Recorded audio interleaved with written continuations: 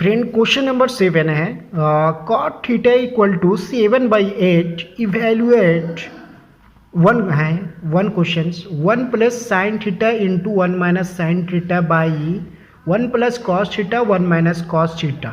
ये पहला क्वेश्चन निकालना है, ठीक है। फिर दूसरा क्वेश्चन है कॉट स्क्वायर थीटा, ये निकालना है, तो मान निकालना है, ठीक है फ्रेंड। ये क्वेश्चन दिया हुआ है अकॉर्डिंग टू फ्रेंड। हम लोग पहले चीज़ देखेंगे अब इसमें ये देखेंगे कि what is non, what is non या गिवन। तो हमने देखा कि कॉट थीटा इक्वल टू 7/8 हमें ये दिया हुआ है, ठीक है, लिख दी। फिर क्वेश्चन आता है what is N non, what is N non. इसमें नॉन क्या है, तो नॉन तो क्या है यहाँ पे देख सकते हैं, क्वेश्चन 1 यही निकालना है, क्वेश्चन 1 निकालना है and question 2।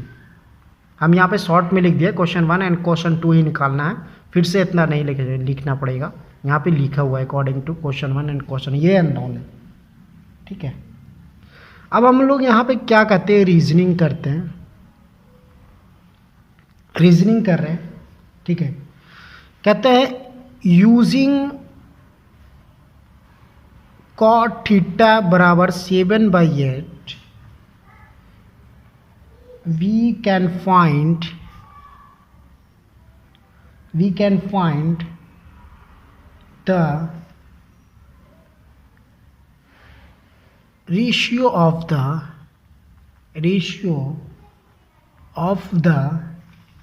length of two sides of the right angle triangle, then उसके बाद then using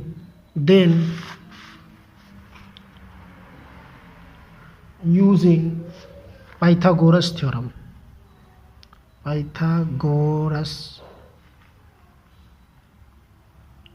theorem, the third side and required trigonometry, third side and required trigonometry,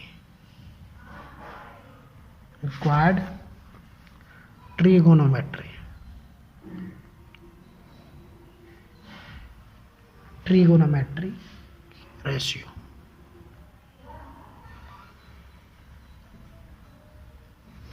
ये तो रीजनिंग कर लें, ये चीज़ दिया हुआ। अब हम लोग सॉल्यूशन पे आते हैं, ठीक है फ्रेंड।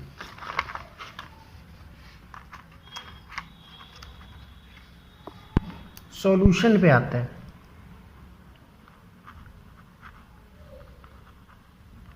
लिखते हैं सॉल्यूशन पे आते हैं, ठीक है।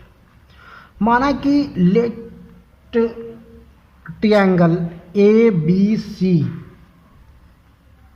in which angle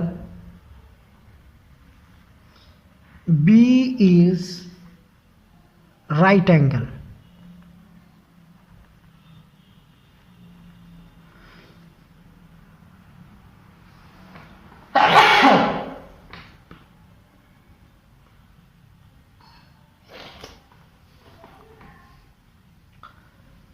let triangle ABC in which angle B is right angle। Friend मतलब कि माना कि त्रिभुज ABC में जो कि एंगल B राइट एंगल है, ठीक है, यही इस लाइन का मीनिंग है, राइट एंगल है। तो हम लोग यूज करते हैं कॉट थीटा इक्वल टू क्या होता है, होना चाहिए। Side adjacent to theta,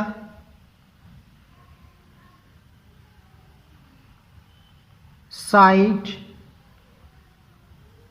opposite to theta. ठीक है, अब जैसा कि हम लोग ABC त्रिभुज माने हैं तो यहाँ पे फिगर भी बना लेते हैं। ये फिगर बनाया,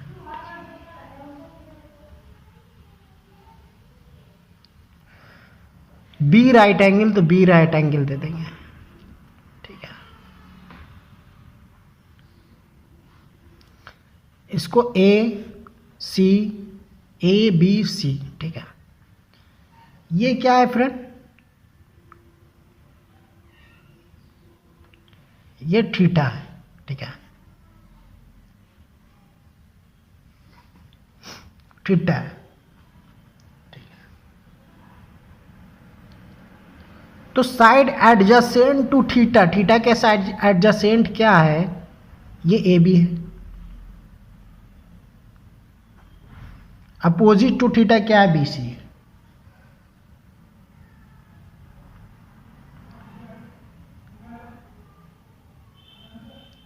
AB और BC। यहाँ पे cot थीटा इक्वल टू कितना दिया हुआ था, तो AB का मान कितना हो जाएगा, यहाँ पे दिया हुआ है cot theta equal to cot theta equal to 7/8 दिया हुआ है। ठीक है, तो cot थीटा बराबर, तो इसके बराबर cot थीटा के बराबर क्या होगा, AB/BC हो जाएगा। तो AB का मान कितना हो गया 7, BC का मान कितना होगा 8, तो यहाँ पर 7, यहाँ BC का मान कितना हो गया 8 निकल गया। यहाँ पे देख सकते हैं, मान रख दिए। ठीक है, फिर माना कि लेट AB बराबर 7K एंड BC बराबर 8K, where K is positive integer, integer है, पॉजिटिव इंटीजर है। ठीक है, ये फ्रेंड मान ली पॉजिटिव इंटीजर है। ठीक है, पॉजिटिव इंटीजर है, मान ली पॉजिटिव इंटीजर है। फिर by applying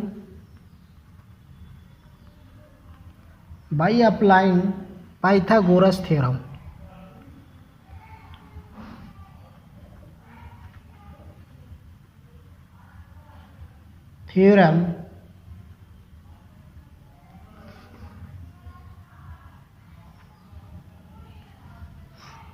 in triangle ABC we gate.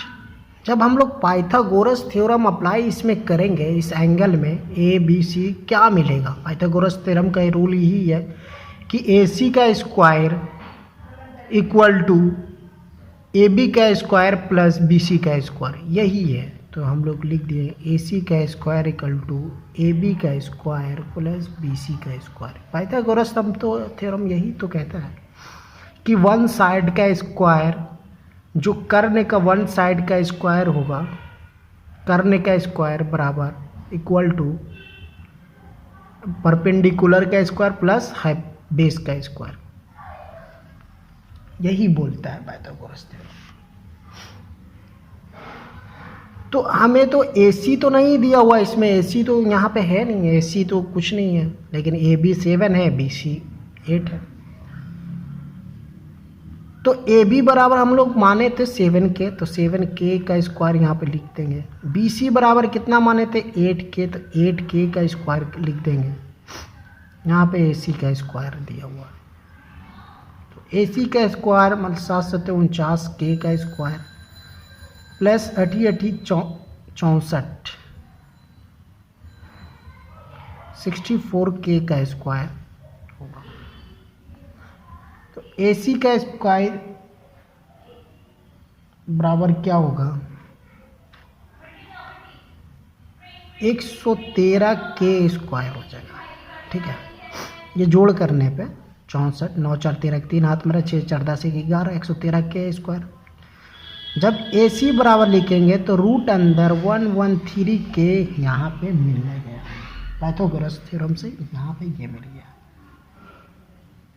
ठीक है, तो मुद्दे की बात ये थी कि पाइथागोरस थ्योरम से रूट ये तो मिल चुका है। अब यहाँ पे 113 के, 7 के, ठीक है, ये मिल चुका है, यहाँ पे लिख दिए, ये मिल चुका है।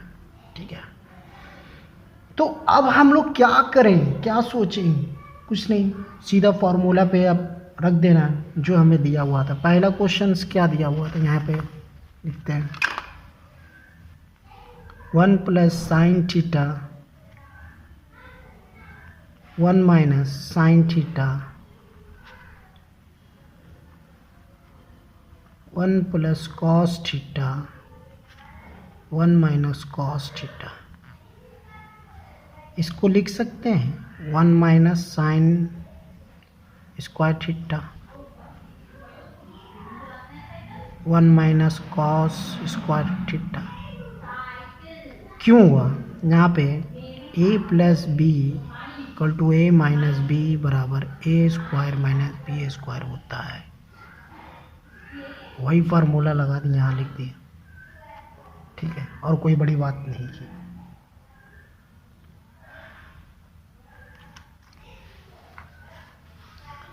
तो जैसे हमको मिला हुआ है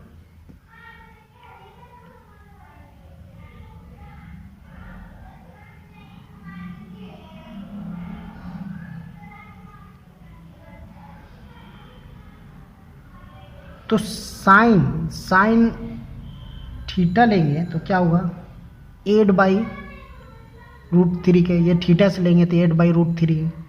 अगर कॉस लेंगे थीटा से तो 7/√3, तो वही वैल्यू रख देंगे 1 माइनस 8/रूट अंदर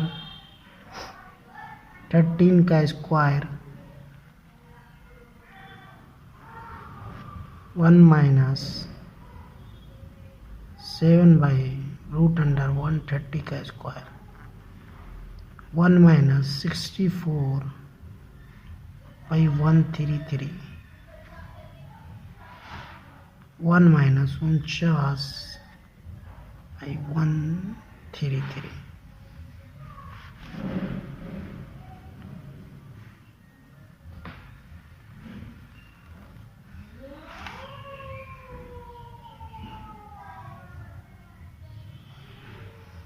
एलसीएम ले लेंगे सीधा सीधी, क्या होगा 49/113